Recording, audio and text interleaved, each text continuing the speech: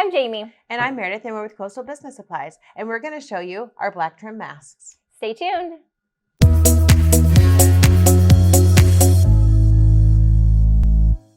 And we're back. So today in this video, we are going to be working with our black trim sublimation mask. These are two-sided. One side has the polyester material, the other side is cotton. So we're gonna go over how to distinguish which side, and we're gonna press for you.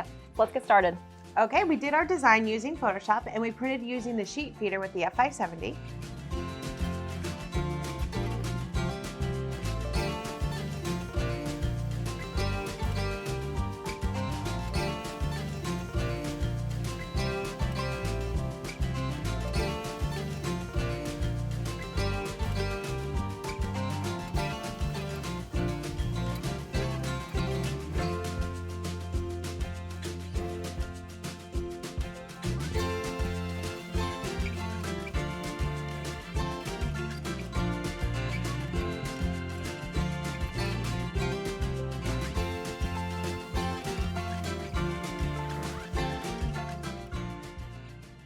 Okay, as Jamie mentioned, one side is polyester and the other side is cotton. The cotton side does have the seaming, and the polyester side is a little shinier.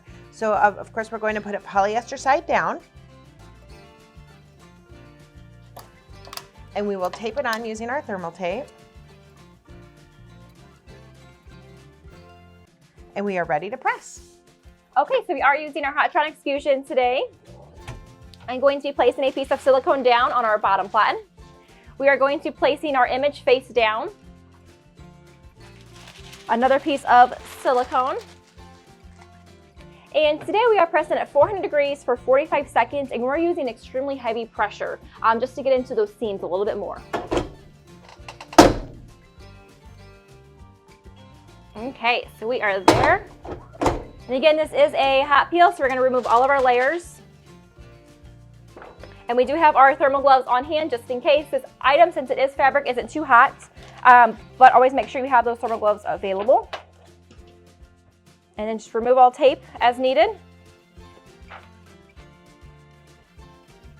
Okay, and now you have one personalized mask. So, anything else you want in there, Meredith? Yes, actually, these do come in 3 sizes. Small for small children, a medium for the average size adult, and the large for the rounder face. So it's, that way you can get your perfect fit.